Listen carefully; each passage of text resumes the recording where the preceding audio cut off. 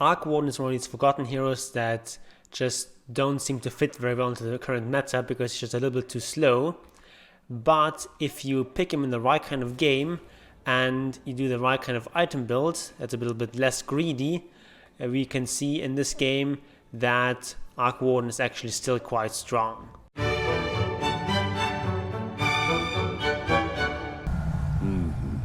My holiness deepens. Welcome to the Church of Obelisk. So this is a game hot off the presses between Alliance and OG. And you see Arc Warden here coming down with his team. There are 4 people down here trying to get those runes. You can see him putting down some spark blades here, but he's not going overboard. He's not spamming these. Just, I think he used 2, I think.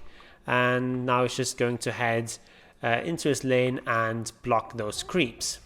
And so they don't get this rune here, but they get the 2 runes up here as well as this rune. So that's 3 runes to 1. Very good start so far.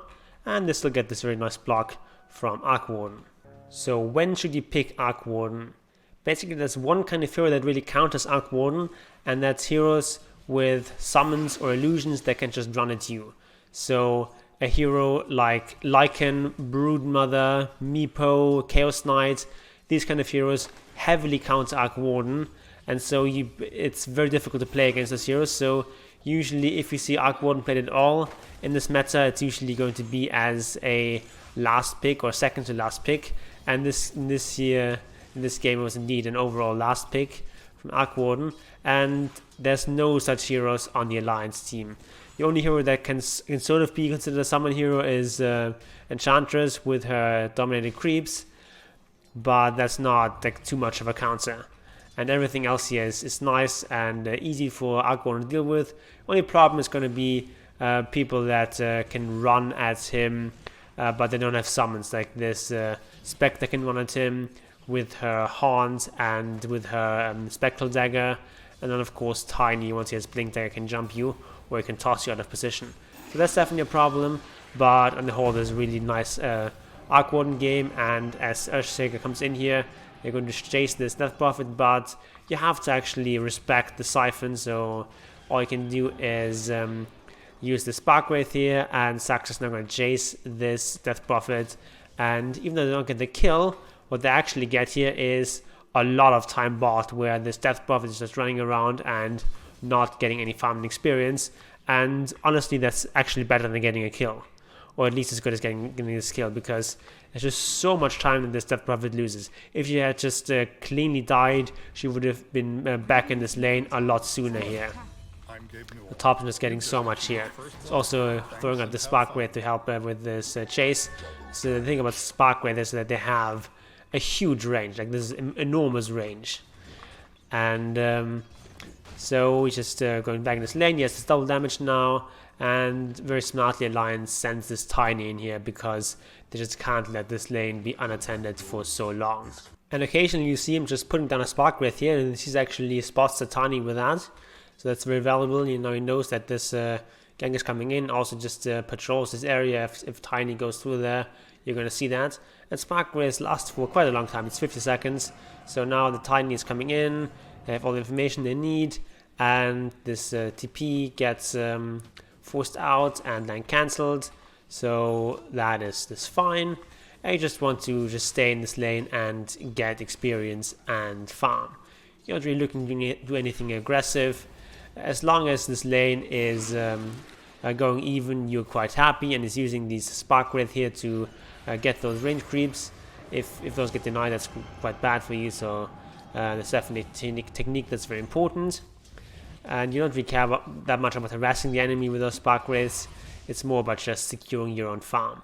Topson healing himself back up, but unfortunately they don't have vision up here, so they don't see Tiny coming in here. And there's a nice toss back, and Arc Warden now, he tries to run, but there's no escape, and he dies. Right now Alliance is up 3-0, but if you look at the actual net worth, it shows a slight lead for OG, so never let yourself be discouraged by this kill counter. These early game kills just don't matter all that much. And as speaking about early game kills, these are more movement from the both 4 positions here, posturing around mid lane. Of course, a very important matchup here. And Arc Warden is actually ahead in terms of levels here, even though he's behind net worth. And Tiny comes in once again, tosses Arc Warden back, but Arc Warden gets some help here from the supports, and Earthshaker is going to be able to block off this Tiny, and that is going to be a dead Tony. No Tail takes the kill, unfortunately, but at least that's a kill.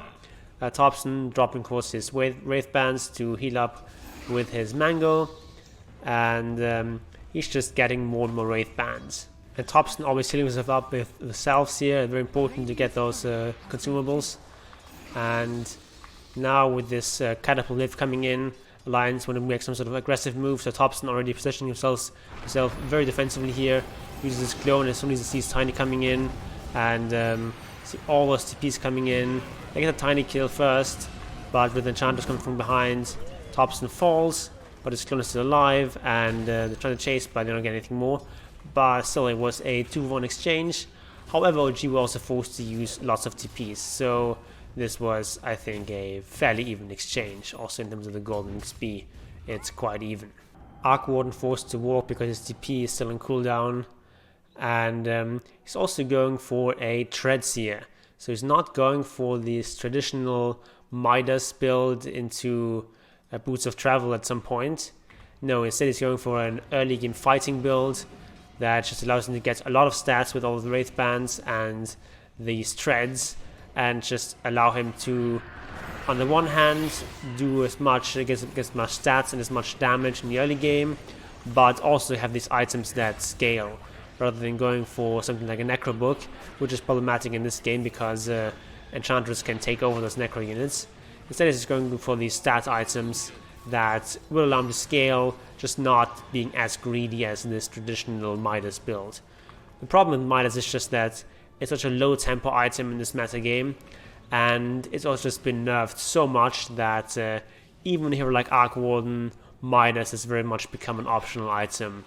And in a lineup like this, where they're playing with this Troll Warlord as their carry and this Offless Lada, you have these two other cores that are fairly greedy. You can't afford to do some sort of build that takes up too much space and that doesn't come online early enough. They're also playing against a Spectre lineup, so you don't want to give the Spectre too much room here. A hero like Spectre is really good if her team can win early fights. So if you have those early fights with Haunt and you can get some kills, that really accelerates Spectre's farm. So you can't afford to be weak here in the early game and the early mid game, which is why it's going for this massive early game kind of item build. And let's just find this Enchantress here, nice free kill, and secure this outpost for the 10-minute mark. And you can see Topson is always, at the start, he's always using this Tempest Double for fighting. He's not just summoning it to farm. Because level 1 Tempest Double has too much of a cooldown and not enough duration to just use it for regular farming. You basically always want to use it for a fight, and then once the fight is over, you can use the remaining duration to farm. Topson has been under enormous pressure during this laning phase with all these tiny rotations, Enchantress rotations. So if you look at the net worth, he's not doing too well.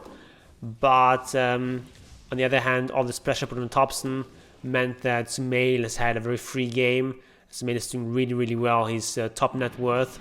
And Arc Warden so far has just been defending this mid lane and farming this wave and farming the outlying camps. And this is a very beautiful inventory here from Arc Warden. He has Treads and 4 Wraith Bands, like the maximum early game stats that you can get, basically. And depending on what kind of land you're playing against, you could also replace one of those Wraith Bands with a Wand, obviously also a very strong option. And now they're going to siege this middle tower. They have this very strong troll that they bring in here. All the heroes concentrate here on this fight. And they have mid one is quite tanky in front, as well as this clone or this illusion that is quite expendable. So they save Slada with the ultimate from Oracle, and now he's just going to TP out, and he is going to be fine. And they got this this tier 1 tower for free, which of course is the most important tower in the game. Opens up the map so much if this tower is gone. Now you can easily contest these kinds of camps. You can much easier much more easily do a Roshan. You can invade this area much more easily, so it's a very important tower to take early. And even after this tower, Topson is still doing his mid routine. He's still staying in the mid lane. They find this Enchantress kill, nice easy free kill, and then it's just back to farming the mid lane. And he's of course going here for this Maelstrom, very standard item build on Arc Warden. Of course, usually you would get this Midas, but as we said, you don't want to be too greedy here.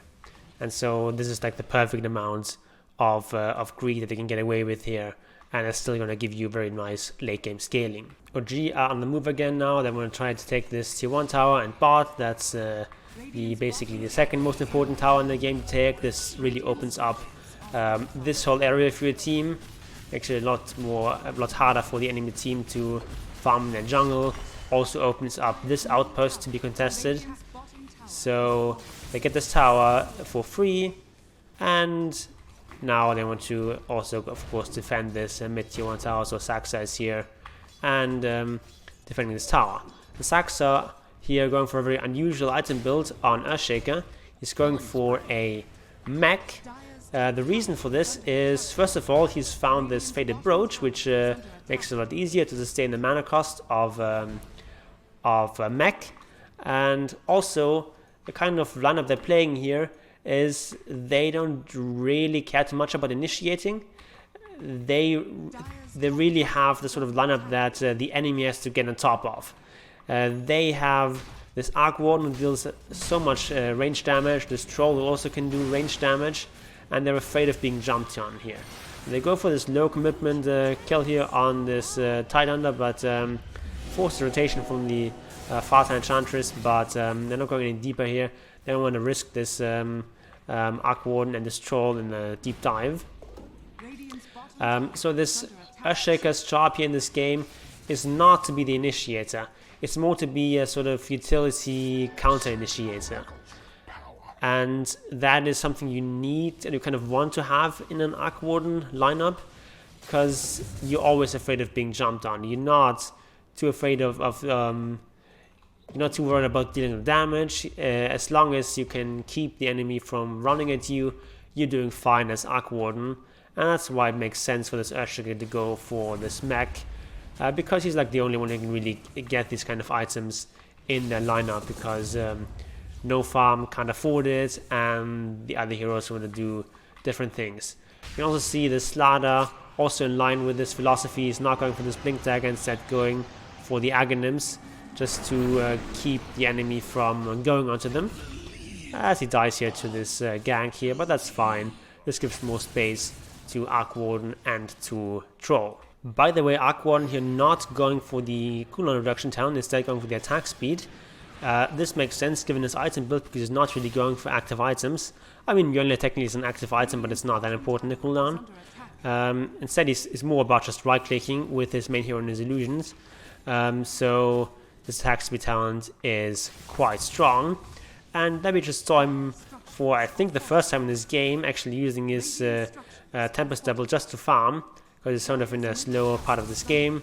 Enemy's not really playing too aggressively, but now they're actually using this chance to get the middle tower, so that's a bit unfortunate. But Arc Warden, of course, farming a lot in this time period, as was Troll. The Lions posturing up here, trying to take this outpost, and OG say, no, we're going to contest this.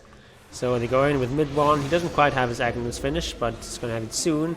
Arc Warden just TP'd the clone in.